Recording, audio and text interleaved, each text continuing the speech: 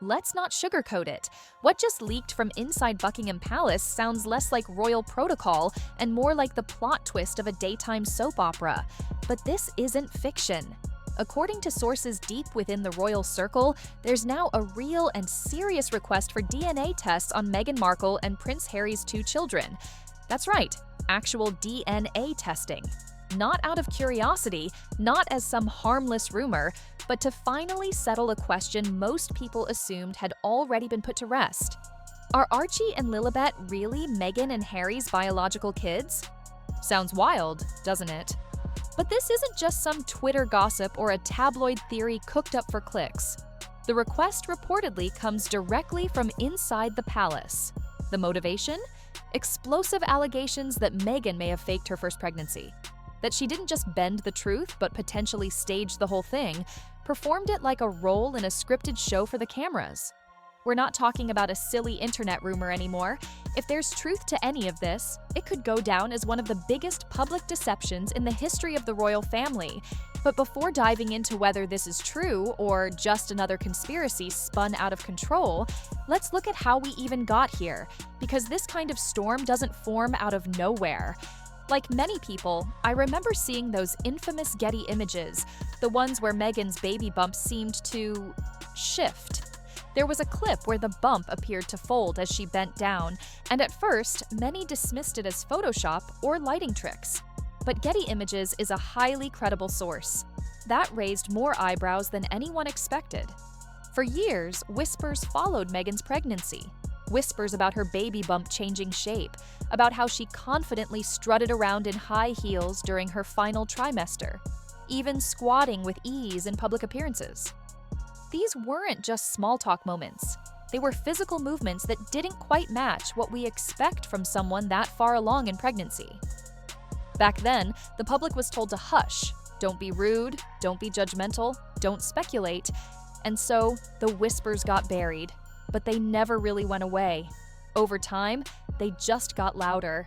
And now, those quiet suspicions have exploded into a very public, very serious demand for answers. A royal DNA test? That's not something we hear about often. In fact, it's basically unheard of. The royal family doesn't make a habit of airing out personal issues, especially ones this sensitive. But clearly, something has snapped behind palace doors. Whatever they've seen, whatever they've been reviewing, it's pushed them past the point of keeping this private. Some insiders are saying the trigger wasn't some sudden rumor, but a deeper dive into Meghan's past. A detailed review of archived footage, photographs, medical timelines, and every public statement tied to her first pregnancy. And according to those insiders, the more they looked, the more strange gaps started to show. Records didn't align, details were off, official statements contradicted each other. It was like a puzzle where the pieces looked right on the surface, but didn't quite fit when placed side by side. One theory that's circulating now?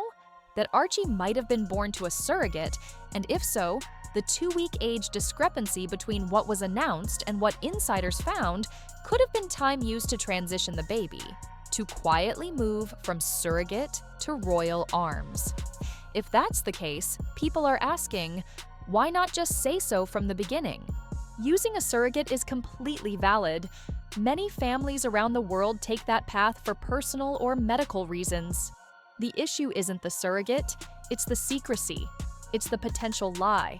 If Meghan and Harry built a brand, an image, and a personal narrative around a pregnancy that never actually happened, then that's not just misleading the public. It's manipulating the global stage. And let's be real, this isn't just some celebrity scandal to gossip over at brunch. This is about the British monarchy, a system that has thrived for centuries based on heritage, bloodlines, and legacy.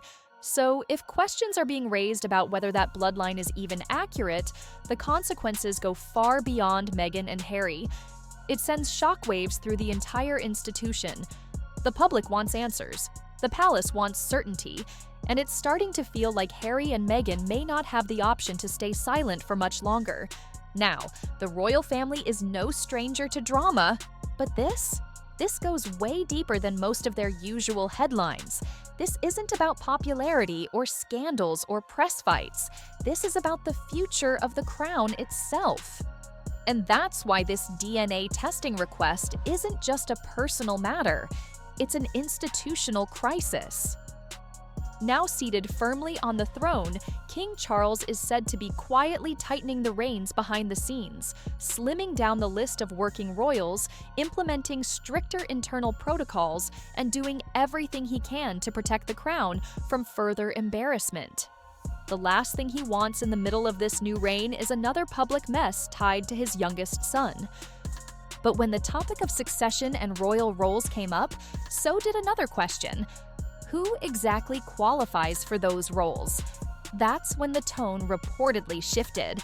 Because if Archie and Lilibet are going to be included in that future, the palace wants to be absolutely sure they belong there by birthright. And that's what kicked off this entire review. The photos, the hospital records, Meghan's timeline as a new mom, and what they reportedly found, or more importantly, didn't find, is what's fueling this fire now. No official hospital documents, no signed medical reports from royal physicians, and the most shocking claim that certain confidential files reviewed by palace insiders suggest Meghan may have never physically carried Archie at all. Instead of finding a clear hospital record confirming Meghan Markle gave birth to Archie, palace insiders reportedly found nothing. No hospital name, no signed paperwork from royal doctors, no medical record trail at all. Not even a whisper of the usual maternity documentation. And for a royal family that usually records every detail down to the last flower arrangement, this kind of silence? It's deafening. This isn't being chalked up to forgetfulness anymore. The lack of official documentation is being seen as something far more serious, possibly a cover-up. And the public? They're not staying quiet. Old clips of Meghan's pregnancy are being dug up and dissected with fresh eyes. Footage of her bump visibly changing shape within just a few days, or her bending in ways that seem too flexible for a woman deep into pregnancy, is now fueling the fire. Social media is having a field day. Side-by-side bump comparisons, slow-motion videos, memes and montages that blur the line between tabloid parody and full-blown investigation. But what's getting buried in all the viral chaos is the gravity of what's being implied. Because if Meghan's pregnancy wasn't real, if it was a carefully staged narrative, then this isn't just a deception. It's a rebranding of royal birth itself into something more cinematic, more marketable, a story that was framed as modern, inclusive, empowering, a historic shift in the monarchy. And if that story turns out to be false, the entire narrative collapses. And let's be honest, it worked. Meghan and Harry became global icons. They were celebrated for breaking barriers, for daring to live their truth. They signed book deals, gave headline-making interviews, launched podcasts, and inked multi-million-dollar deals with Netflix. They became the royal rebels the world wanted to root for. But now, there's a very real possibility that much of that image was built on a lie.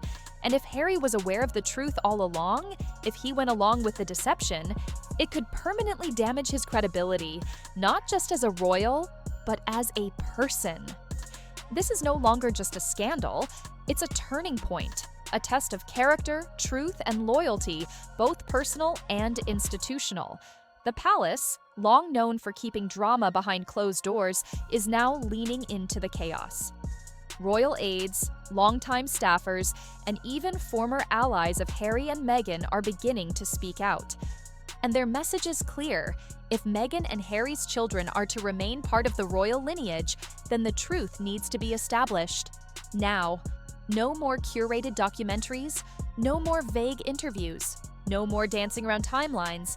It's time to put it all on the record. One senior royal aide reportedly said it in plain terms. They've had years to set the record straight. If they won't do it, the institution will. Because this isn't just about family anymore, it's about the monarchy's integrity, titles, roles, honors.